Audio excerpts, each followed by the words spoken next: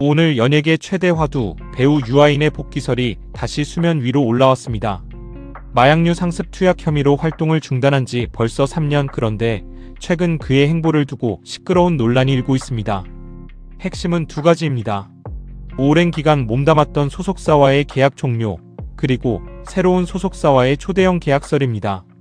지금부터 이 사안을 시간순으로, 그리고 핵심 쟁점 중심으로 꼼꼼히 짚어보겠습니다. 먼저 사건의 개요부터 정리하겠습니다. 배우 유아인은 2020년 9월부터 2022년 3월까지 미용 시술을 위한 수면 마취를 빙자해 프로포폴, 미다졸람, 케타민, 레미마졸람 등 의료용 마약류 4종을 무려 181차례에 걸쳐 상습 투약한 혐의를 받았습니다. 여기에 더해 2021년부터 2022년까지 타인 명의로 수면제를 44차례 불법 처방받아 매수한 혐의도 함께 기소됐습니다. 혐의는 이뿐만이 아닙니다. 2023년 1월 미국 로스앤젤레스 숙소에서 대마초를 흡연하다 동행한 유튜버에게 그 장면이 노출되자 상대를 공범으로 만들기 위해 대마 흡연을 요구한 혐의도 추가로 드러났습니다. 결국 지난해 9월 1심에서 징역 1년을 선고받고 법정 구속되는 초유의 상황을 맞았습니다. 이후 지난해 7월 3일 대법원에서 징역 1년의 집행유예 2년이 최종 확정됐고 여기에 벌금 200만 원도 함께 명령됐습니다. 이렇게 유아인은 2023년 초 혐의가 불거진 이후 3년 넘게 모든 방송, 영화 활동을 완전히 중단한 상태였습니다.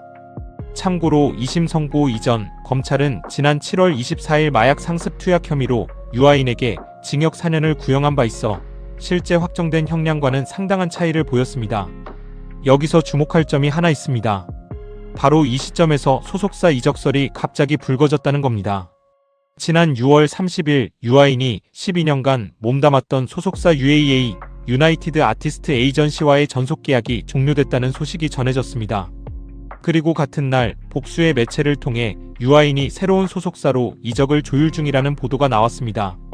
그 소속사가 바로 지드래곤, 태민, 김종국, 송강호, 이정우 등이 소속된 갤럭시 코퍼레이션이었습니다. 이 소식이 알려지자마자 온라인 커뮤니티와 SNS는 곧바로 술렁이기 시작했습니다. 이후 7월 초 갤럭시 코퍼레이션이 유아인에게 최소 50억 원 상당의 전속 계약금을 제안했다는 보도까지 나오면서 파장은 더욱 커졌습니다. 이 계약은 현금과 스톡옵션 권리를 함께 부여하는 형식으로 알려졌습니다. 참고로 최근 같은 소속사로 이적한 샤이니, 태민 역시 스톡옵션을 포함해 약 70억 원 규모의 계약금을 받은 것으로 전해졌습니다. 비슷한 시기 배우 류준열 역시 갤럭시 코퍼레이션 이적설에 휩싸이면서 이 소속사가 최근 대형 스타들을 잇따라 영입하며 몸집을 키우고 있다는 분석도 함께 나왔습니다. 하지만 이게 전부가 아니었습니다. 7월 13일 유아인이 서울 강남구의 한 영화관에서 열린 나홍진 감독 영화 호프의 VIP 시사회의 모습을 드러낸 것이 포착됐습니다.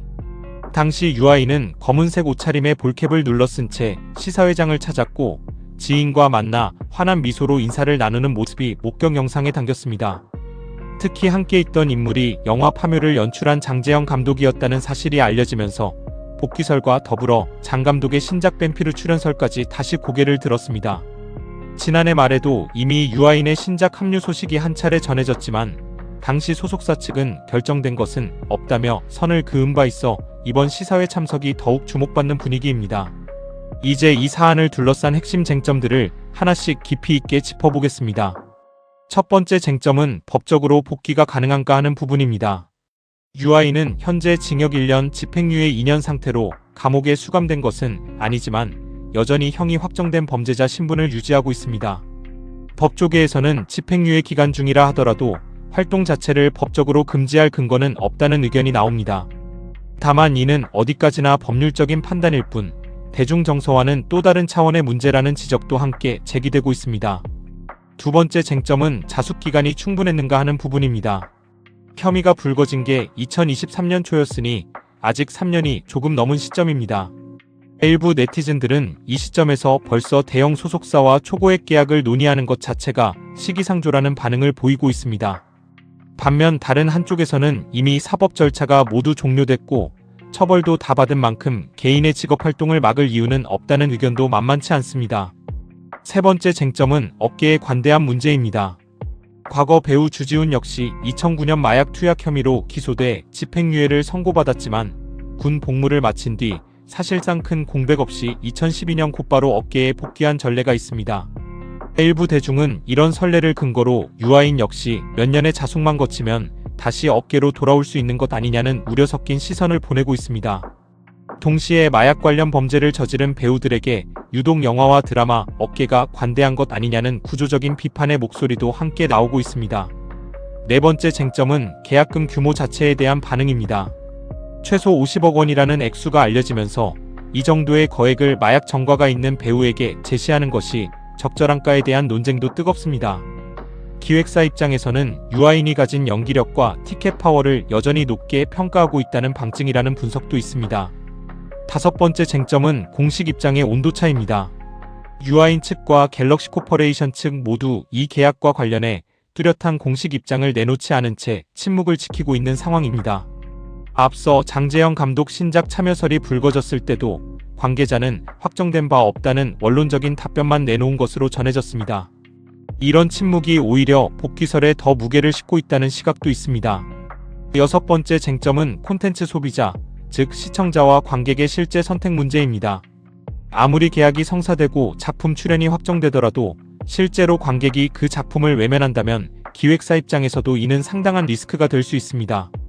과거에도 논란을 겪은 배우가 복귀작에서 흥행 참패를 겪거나 반대로 우려와 달리 큰 화제성을 얻은 사례가 공존했던 만큼 이번 사안 역시 실제 작품이 나와봐야 여론의 최종 향방을 가늠할 수 있을 것으로 보입니다. 이제 대중과 팬덤, 업계의 반응을 살펴보겠습니다. 온라인 커뮤니티에서는 유아인의 시사회 참석 모습이 담긴 영상이 확산되면서 진짜 복귀하는 거냐, 영화 출연이 맞나보다 자숙한다는 느낌이 없다는 등 다양한 반응이 쏟아졌습니다. 특히 자숙한다는 느낌이 없다는 반응은 공개석상에 당당하게 모습을 드러낸 것 자체에 대한 불편함을 드러낸 것으로 해석됩니다. 반면 일각에서는 이미 처벌을 다 받았고 배우로서의 역량은 별개의 문제라는 옹호 여론도 분명히 존재합니다. 이렇게 여론은 뚜렷하게 갈라진 채 팽팽한 평행선을 달리고 있는 상황입니다. 특히 이번 사안은 단순한 개인 이슈를 넘어 마약 범죄를 저지른 스타에게 대중이 어느 정도의 시간과 기회를 허용해야 하는지에 대한 근본적인 논쟁으로도 번지고 있습니다. 마지막으로 앞으로의 전망을 정리해보겠습니다. 현재까지 알려진 바로는 유아인과 갤럭시 코퍼레이션 간의 계약금 조율이 아직 최종 완료되지는 않은 것으로 보입니다. 업계에서는 조만간 계약 체결 여부가 공식적으로 발표될 가능성이 있다는 관측이 나오고 있습니다.